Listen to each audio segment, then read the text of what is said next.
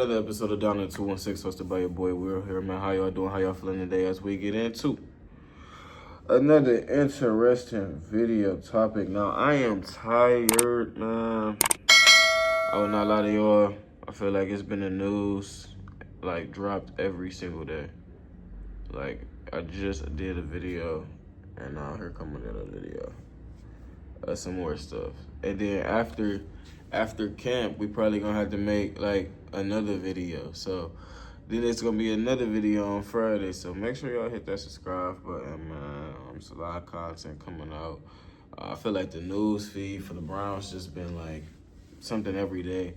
You know, if you don't got social media right now, you're doing pretty good because it's a lot going on. Like I said, we got different rumors, people making conspiracy theories. We got people just making up shit.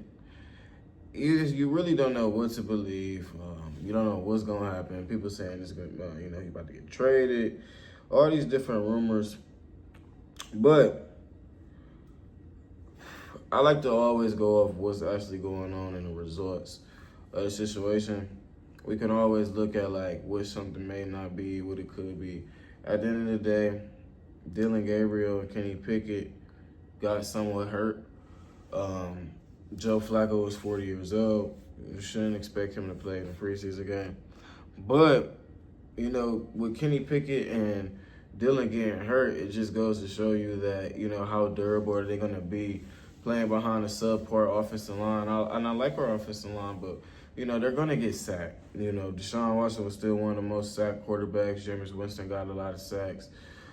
So, you know, the injury chance for Kenny Pickett and Dillon Gabriel, especially Dillon Gabriel, is pretty high. It's not like they're going to be super protected versus a Joe Flacco or even a Shedeur Sanders. You know, Shedeur Sanders endured a lot of hits at Colorado. So, you know, I don't really mind him playing football in the AFC North, but Dillon Gabriel and Kenny Pickett, you know, for a full 18-game season, I just wouldn't see them staying healthy for that long. So, you know, it goes to show you, even though somebody could be getting first-team reps, if they're not available, their opportunity is going to be there because you're going to be able to come in and take advantage, just like kind of Dak Prescott with Tony Romo. You know, if you guys... This video is sponsored by Detrimental Figures, my brand here. As y'all see, some of the quality of my recent work. You get a signature tag on it as well. You know, we make and really emphasize quality over quantity.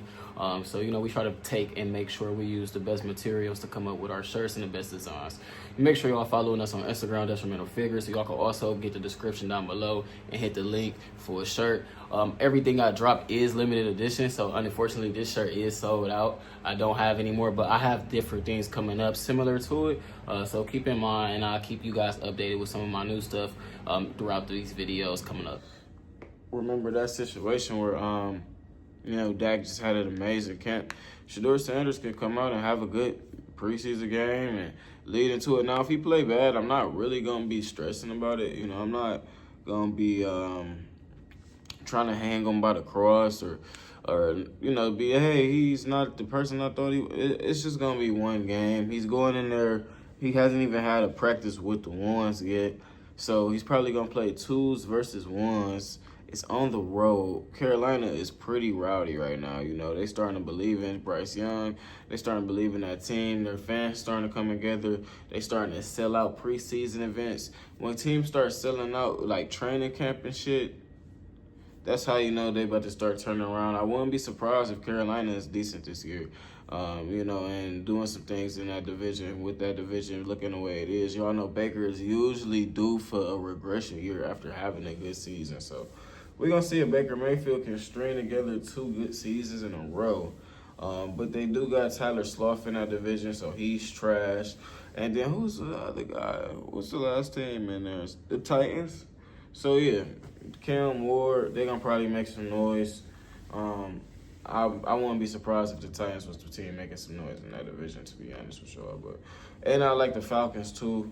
So we're going to see, man. It's going to probably be like an 8-8 type of year for everybody in that division. I wouldn't be surprised at that. But, yeah, what you guys think, though, as far as Shedeur Sanders starting? I think it's an amazing opportunity. He could go out there and show some things he could do. He could let off some steam. You know, this man has been through a lot, you know, ups, a lot of downs since being drafted.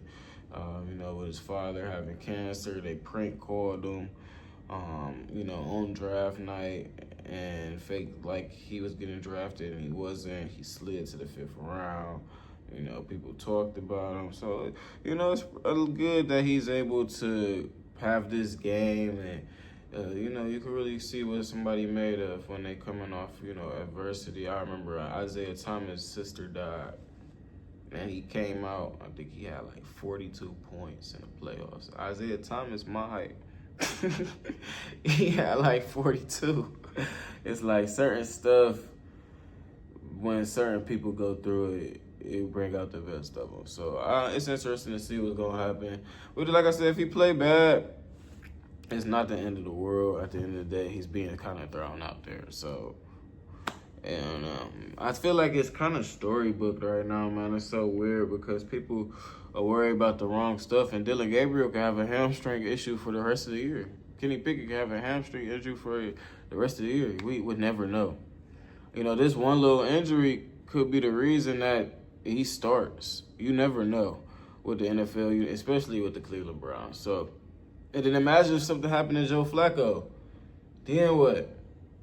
Now he's taking all the reps because everybody's hurt. Like, you got to understand what type of situation we could be playing in. So, I think everybody just need to relax and let the situation play out. I think he's going to be cool, though. You know, we got joint practice today. So, that's what I was thinking, like, do I wait to make a video? I'm like, well, it's already been announced, so I need to just drop this quick little video. So, we'll probably give another video on how joint practice was, if it was super noteworthy. If not, you know, we're going to get that post-game reaction on Friday. I think the game at 7, so, you know, we'll probably have majority of the game done by 10, so it'll probably come out like 11:30 midnight, Saturday midnight. So y'all lock in for that. But other than that, man, it's your boy Will. I'm out.